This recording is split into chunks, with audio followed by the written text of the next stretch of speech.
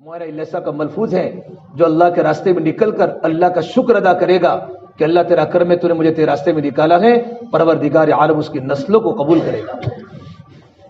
شکایت نہ کرے مجھے نہیں جانا تھا، مجھے پھنسا دیا، بلکہ مجھے جانا تھا، اللہ تیرا کرم تو نے مجھے لگا دیا، اور میں تو بڑی بڑی بیماریوں سے، بڑی بڑی مصیبت سے میں بچ گیا۔ پروردگار عالم اللہ پاک اس کی نسلوں کو قبول کریں گے۔ اس لیے آپ اللہ کے راستے میں جا رہے ہیں، بڑے فضائل اللہ کے راستے میں نکلنے کے۔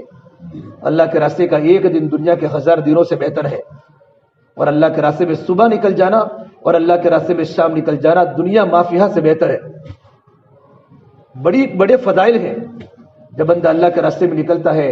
حدیث پاک ہے، من خرج فی سبیل اللہ فهو ضامن علی اللہ، کہ جو اللہ کے راستے میں نکلتا ہے اللہ پاک اس کے گھر والوں کے ذمہ دار بن جاتے ہیں، اس کے کاروبار کے ذمہ دار بن جاتے ہیں۔ ایک بار اللہ کے نبی صلی اللہ تبارک و تعالیٰ علیہ وسلم عائشہ سے پوچھا، عائشہ بتاؤ پورے مدینے میں گھر کس کا اچھا ہے؟ عائشہ نے ایک سوچ کے فرمایا، میرا گھر تو میرا اچھا ہے، کہ میرے گھر میں اللہ کے نبی آپ ہیں، میرے گھر میں قرآن کریم اتر رہا ہے، میرے گھر میں جبرائیل امین آتے ہیں وہی لے کر، پورے مدینے میں گھر میرا اچھا ہے۔ تو حضور نے کہا عائشہ تیرا گھر اچھا نہیں ہے، بلکہ گھر تو اس آدمی کا اچھا ہے جو آدمی اللہ تبارک و تعالیٰ کو راضی کرنے کے لیے اللہ کے راستے میں نکلتا ہے، اس کے گھر میں خود اللہ تبارک و تعالیٰ آ جاتے ہیں۔ اللہ کے آنے کا مطلب یہ ہوتا ہے اس گھر کی ساری ذمہ داری اللہ کے حوالے ہوتی ہے۔ بڑے خوش قسمت ہو کہ اللہ نے آپ کو اللہ کے راستے کی محنت کرے قبول فرمایا، اس پر اللہ کا شکر ادا کرے۔ اللہ شکر کرو گے نا تو اللہ تعالیٰ نسلوں کو قبول کرے گا، اللہ نعمت میں ترقی دے گا۔ ایک بار ایک صحابی اللہ کے نبی، یا رسول اللہ میرے پاس اتنے سارے روپے ہیں، میں ان روپیوں کو اللہ کے راستے میں خرچ کروں تو کیا مجھ کو اللہ کے راستے میں جانے کا ثواب ملے گا؟ ہم روپیوں کی بنیاد پر نہیں جاتے، یہ سوال کر رہے ہیں کہ کتنے ہیں؟ ما عندک، کہ عندی 6000 یا رسول اللہ، میرے پاس 6000 سونے کے سکے ہیں، اگر میں 6000 سونے کے سکے دینار کو اللہ کے راستے میں خرچ کروں تو کیا مجھ کو اللہ کے راستے میں جانے کا ثواب ملے گا؟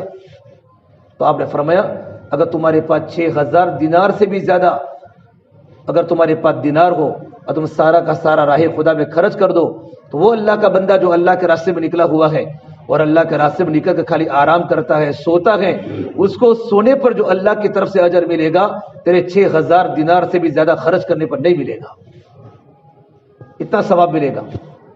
ایک صحابی عبدالرحمن بن عوف، بڑے مالدار سے، مدینے کے ٹاپ صحابی ہے مالداروں میں، اور ٹاپ 10 صحابہ کرام میں ہیں جن کو اللہ کے نبی صلی اللہ تبارک و تعالیٰ علیہ وسلم نے 10 صحابہ کو جنت کی بشارت سنائی تھی۔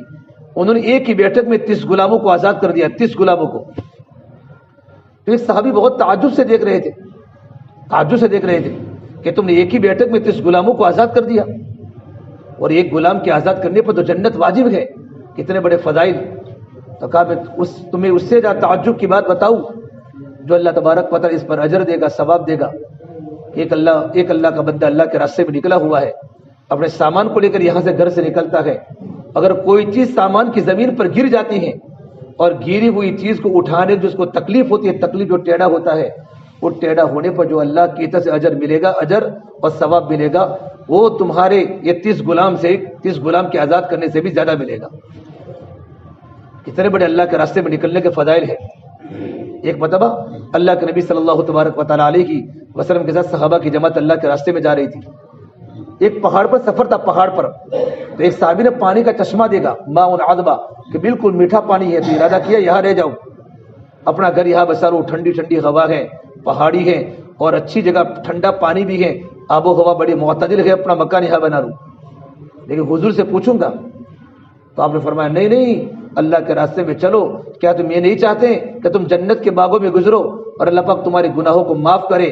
پھر فرمایا جو بندہ اللہ کے راستے میں اتنا نکلتا ہے جتنا اونٹنی کے دوہنے کے درمیان، جو آپ دیتا اونٹنی دوہتا ہے تو آدمی اونٹنی دوہتا ہے، پھر دوسرے مرتبہ اس کے تھن کو پکڑتا ہے، جتنا وقفہ ہوتا ہے اتنا وقفہ بھی اگر اللہ کے راستے میں ٹھہرے گا تو میرے نبی اس پر جنت واجب ہے، اللہ اس پر جنت کو واجب کر لیتا ہے۔